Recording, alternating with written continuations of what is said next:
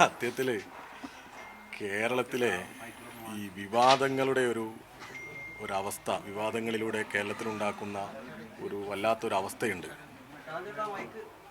അത് കണ്ടിട്ടാണ് ഞങ്ങൾക്കിപ്പോൾ ഒരു വല്ലാത്ത പ്രയാസം തോന്നുന്നത്. ഇന്നലെ യൂത്ത് കോൺഗ്രസിൻ്റെ ഭാരവാഹികൾ ഇവിടം സന്ദർശിച്ചുവെന്നും കേരളത്തിലെ പ്രതിപക്ഷ നേതാവിൻ്റെ വലിയ രീതിയിലുള്ള സംസാരവും ഒക്കെ നമ്മളൊക്കെ കേട്ടു. യഥാർത്ഥത്തിൽ ഇങ്ങനെയൊക്കെ വിവാദമാക്കാൻ എന്താണിപ്പോൾ ഇവിടെ ഉള്ളത് എന്നാണ് ഞങ്ങൾ ആലോചിക്കുന്നത്.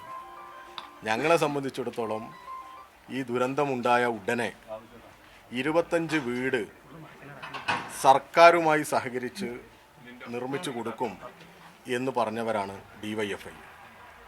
ഞങ്ങൾ ആ പ്രഖ്യാപനം നടത്തി. കേരളത്തിലുടനീളം DYFIയുടെ സഖാക്കൾ അധ്വാനത്തിനിറങ്ങി. ഇപ്പോൾ ഇവിടെ തന്നെ ഈ ടൗൺഷിപ്പ് കാണാൻ വന്ന കുറേയേറെ സഖാക്കളുണ്ട്. കണ്ണൂരിൽ നിന്നൊക്കെ വന്നതാ, ഷീജു ഇവരൊക്കെ ഉണ്ട് ഇവിടെ. മാടായി നിന്നും മറ്റൊക്കെ വന്നവരാണ്.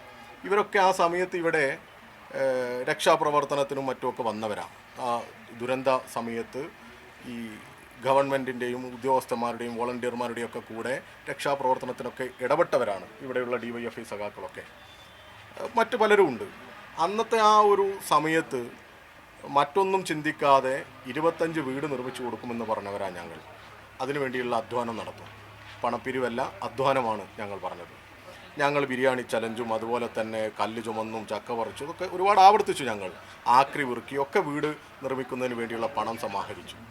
അങ്ങനെ ഞങ്ങൾ 25 വീട് പറഞ്ഞ് 100 വീടിനുള്ള 20 കോടി രൂപ ഗവൺമെൻറ് പറഞ്ഞ അക്കൗണ്ടിലേക്ക് കൊടുത്തു. ആ കൊടുത്ത ഞങ്ങൾക്കെതിരെ ആക്ഷേപിക്കാനും ഞങ്ങൾ കൊടുത്ത പണത്തിൽ എന്നാൽ അതിനൊരു സമയദൈർഘ്യത്തിൻ്റെ പ്രശ്നമുണ്ടല്ലോ, അതിൽ കുറച്ച് ഇൻട്രസ്റ്റ് ഉണ്ടാകുമല്ലോ എന്നൊക്കെ ചോദിച്ച് ഇവിടെ ഒരു അസ്വസ്ഥതകൾ സൃഷ്ടിച്ച് ഞങ്ങൾക്കെതിരെ ഒരു സംശയമൊക്കെ ഉണ്ടാക്കാം എന്നൊക്കെ ഉള്ള ഒരു ശ്രമം ഇവിടെ കണ്ടു. അതുമാത്രമല്ല, ഞങ്ങൾ ഒരു ഔദ്യോഗിക വക്താവ് പറയാണ് ULCCയുടെ പണം ഞങ്ങൾക്ക് തന്ന് ആ പണം ഞങ്ങൾ എന്ത് ചെയ്തു, ഈ ടൗൺഷിപ്പ് പ്രൊജക്റ്റിലേക്ക് കൊടുത്തു, അല്ലാതെ ആക്രി പെറുക്കിയിട്ടൊന്നും ഇത്ര പണം കിട്ടില്ല എന്നൊക്കെ. ഞാനിതിവിടെ സൂചിപ്പിച്ചത് എന്താണെന്നറിയോ, ഇങ്ങനെ വായിൽ തോന്നുന്നതെല്ലാം വിളിച്ചു പറയുന്ന കേരളത്തിലെ ഈ കോൺഗ്രസിനെ ഒരു വല്ലാത്ത പരിലാളന കൊടുത്ത് ഒരു കവചമുണ്ടാക്കി കൊടുത്ത് ഈ സമൂഹത്തിൽ അവതരിപ്പിക്കാൻ ഈ VD സതീശൻ്റെ ഉപജാപക സംഘങ്ങൾ ചില മാധ്യമ പ്രവർത്തകരായി പ്രവർത്തിക്കുന്നു എന്ന് ഞങ്ങൾക്കൊക്കെ സംശയം തോന്നും. 20 കോടി രൂപ ഗവൺമെൻറ് നിർദ്ദേശിച്ച അക്കൗണ്ടിലേക്ക് കൈമാറിയ ഞങ്ങൾക്കെതിരെ ഈ ചൂരൽമലയിലെ പുനരധിവാസ പ്രവർത്തനം നടത്തുന്ന ഈ ടൗൺഷിപ്പ് പ്രൊജക്റ്റിൽ വന്നിരുന്ന് ഒരു നാണവുമില്ലാതെ ഒരു ഉളുപ്പുമില്ലാതെ ഒരുത്തം വന്ന് പറയുക. എന്താ അയാളോടൊക്കെ പറയുക? ഇത് അയാളുടെ ഞാൻ അയാളെ വ്യക്തിപരമായിട്ട് പറയുന്നില്ല, അയാളുടെ ഒരു പ്രത്യേക താല്പര്യമൊന്നും ആയിരിക്കില്ല. അയാളെ തള്ളിവിട്ടത് ഈ സതീശനായിരിക്കും. കാരണം സതീശൻ ഈ വിഷയത്തിൽ വല്ലാതെ പ്രയാസപ്പെട്ടിട്ടുണ്ട്. ഞങ്ങൾ പ്രഖ്യാപിച്ചതിൻ്റെ 1-2 ദിവസം കഴിഞ്ഞ് ഞങ്ങൾ പ്രഖ്യാപിച്ചതിലധികം വീട് നിർമ്മിച്ചു കൊടുക്കും എന്ന് പറഞ്ഞതായിരുന്നല്ലോ ഇയാളുടെ മുൻഗാമി. പിന്നെ അയാളെക്കുറിച്ചൊന്നും ഞാനിപ്പോൾ പറയുന്നില്ല, മുൻഗാമിയെക്കുറിച്ച്. എന്നിട്ട് 1 കോടി രൂപ തികഞ്ഞില്ല എന്നാണ് ആദ്യം ഇവർ പറഞ്ഞത്. പിന്നെ പറഞ്ഞു 1 കോടി രൂപ ഞങ്ങൾ KPCC അക്കൗണ്ടിൽ കൊടുക്കും എന്ന്. ഇതൊക്കെ ഈ കേരളം ചർച്ച ചെയ്യണ്ടേ? ഞങ്ങൾ ഈ 2 വർഷക്കാലയളവിൽ ഇവരുടെ പണം ആദ്യഘട്ടത്തിൽ ഒന്നും ചോദിച്ചില്ലല്ലോ. ഇവർ പിരിച്ചിട്ടുണ്ടാവും, ഇവർ പിരിക്കട്ടെ, ഇവർ വരട്ടെ, ഇവർ പ്രഖ്യാപിക്കട്ടെ എന്ന് കാത്തിരുന്ന നമ്മളൊക്കെ.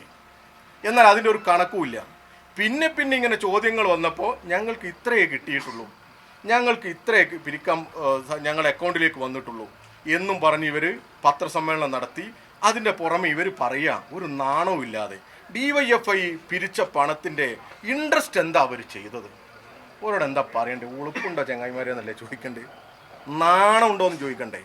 ഞങ്ങളുടെ ഇൻട്രസ്റ്റിൻ്റെ അത്ര പോലും പിരിക്കാൻ പറ്റാത്ത മൂത്ത കോൺഗ്രസും യൂത്ത് കോൺഗ്രസും ഒരു ഉളുപ്പും മാനവും ഇല്ലാതെ ഈ ദുരന്തബാധിതർക്ക് നിർമ്മിച്ചു കൊടുക്കുന്ന വീടിൻ്റെ ഏതോ കിനിഞ്ഞിറങ്ങുന്ന ഭാഗം ഉണ്ട് എന്നും പറഞ്ഞിട്ട് പരിഹസിച്ച് പുച്ഛിച്ച് ഈ സംവിധാനത്തെ ആകെ ആക്ഷേപിക്കാൻ വരുമ്പോൾ അവരെയൊക്കെ എന്താ പറയുക? സത്യം പറഞ്ഞാൽ വലിയ ഒരു പ്രയാസമാണ് ഈ ഘട്ടത്തിൽ നമുക്കൊക്കെ ഉണ്ടാകുന്നത്.